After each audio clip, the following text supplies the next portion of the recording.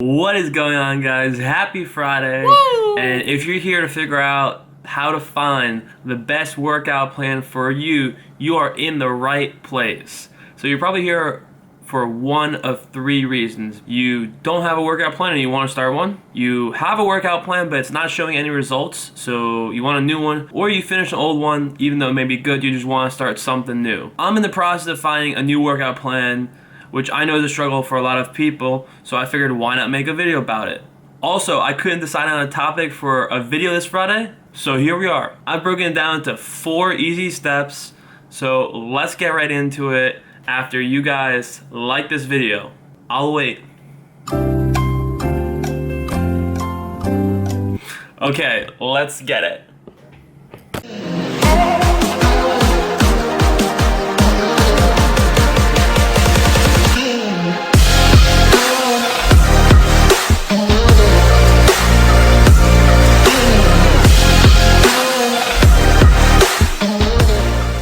Before you can even start researching what specific workout plan works for you, there is some pre-work involved. And step 1 of that process is that pre-work. So that's going to be setting your fitness goals, because your workout plan will be based off your goals, right? That makes sense. Whatever end result you're trying to achieve, whether that's a PR, a specific body fat percent, just gaining a certain amount of muscle, it is required for you to know your fitness goals if you want to have a good workout plan. Part of the reason for that is obviously it won't work if you're just aimlessly working out. Maybe that is your goal per se, even though that's not even a well-defined one, but it may be just staying healthy and getting some sort of workout in, but that's still a goal. So that even that's not aimless, arguably. But yeah, you want to have some sort of goal. So this is step 1. Identifying your fitness goals could be as simple or detailed as you want. I will say though that the more specific you can get with them, it will make it easier for you to find a workout plan that's just for you. At the same time, don't overwhelm yourself saying 5 or 6 goals all at once. For example, you want to hit 315 for bench, have bigger arms, be under 10% body fat, and have a time constraint of only 2 weeks. For the context of this video, I'll be using myself as an example. For my goals here, I want to cut to under 10% body fat and retain as much strength as possible, if not maybe even gain some strength. Time may also be important for some people, so that's a constraint that you may want to put on yourself, while others may have a little more luxury with their time. So for me, I'm trying to start November 1st, giving myself enough time to prep and get ready for this cutting period, and end approximately May or June, so giving myself no more than 5 or 6 months of cutting. I also don't want to go below 170 pounds, so look too lean, especially because I'm 6'1". I feel like that'd be too cut and not enough weight for my height. And giving myself 5 to 6 months is super important because it gives me more time than a typical cut that you would see if you're doing some sort of bodybuilding competition. It's only 3 to 4 months, and that gives me more flexibility if I need it. I could go way more in depth just on fitness goals, but that's a topic in and of itself and could be a whole nother video.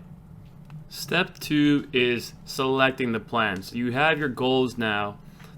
The next step is to find a plan that actually works for you. This can get overwhelming quickly because more and more people have their own fitness routines or workout plans, and it seems like every fitness influencer has their own app these days. And major sites like bodybuilding.com that a lot of people go to have now resorted to a subscription method to access their workout plans. In the past, they actually used to be free. While this may make you think that you need to pay for a good workout plan, that's not true. There are a lot of free ones if you spend time looking for it, but at the same time, if there is someone that you follow and it seems like their plan will work for your goals, then go for it. It never hurts to invest in yourself. The worst case, what can happen is you learn what doesn't work for you. For beginner intermediate lifters, there's a lot more free and sample workout plans or templates. A few examples would be the 5x5, Texas method, Schwarzenegger's Blueprint to Mass, or just a standard push-pull leg split. Any of these you can easily Google and find a bunch of different samples, or look it up on YouTube or any other form of social media like Instagram. Depending on your experience, with working out. And in the gym, you may want a super detailed plan down to which exercises you're doing, the number of sets and reps, and even rest in between each set and exercise.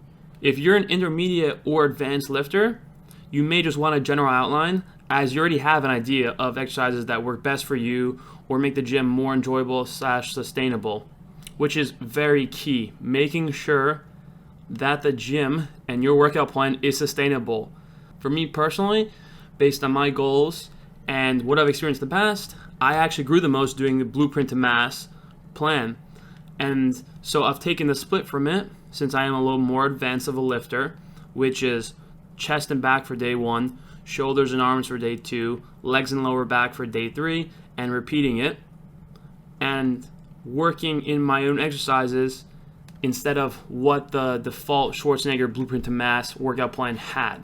Another difference and example that I can give that I'm making into this is, instead of having legs and lower back on day 3, I'm making that the first day, because Monday, the start of the week, is when I start this split. A lot of people always say, oh bro, it's International Chest Day, the sort of gym bros. Now, one, there's less people doing legs, obviously. And even if I'm home alone, I do get a little more reluctant to do legs twice a week, especially if it's on a Friday or Saturday. I don't have any motivation to do legs or lower back. It's a big day for sure for me, and that's why I moved to day 1 and day 4, because I'll be doing it during the week, and I have enough motivation to keep doing that workout because what comes after it, chest and back and shoulders and arms workout days. Step 3, implementing the plan. Now, this is actually a part that may be harder for you if you found the first 2 steps relatively easy.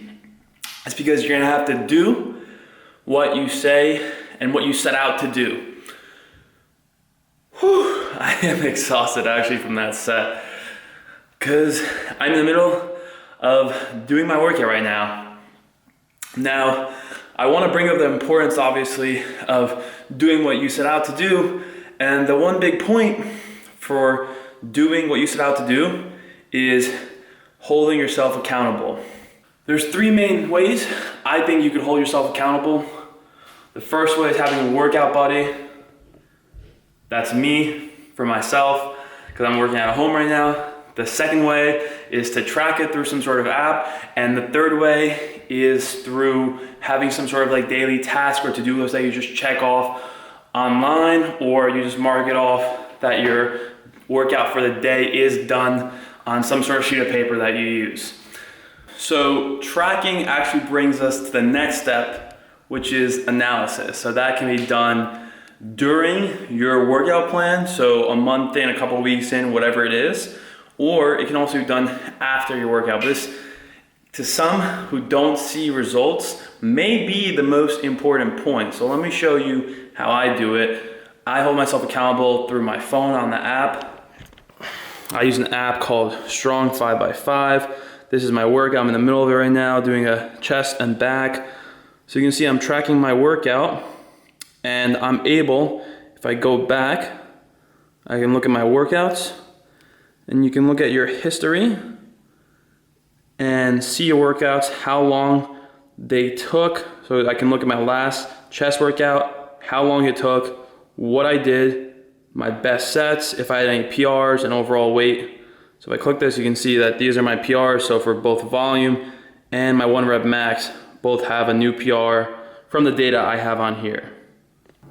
All right, guys, comment down below if you guys found this video useful, and if there is a workout plan that you're planning on starting or you're currently using and you use these steps or plan to do so. Before I do wrap up this video, there's one huge disclaimer I want to put out there, and that is that the gym and working out is only one aspect of reaching your fitness goals. Doesn't matter what your goal specifically is, but there are other things that are obviously or can obviously get in the way. Hopefully they do not, but there are things like sleeping, nutrition, and stress, along with a bunch of other ones that can help or hurt your fitness goals. So you gotta be mindful of those and adjust those accordingly as well, because even if you hit everything you need to and follow along the plan, your efforts may still not reach where you want to with your fitness goals if you don't adjust your other parts of your life accordingly.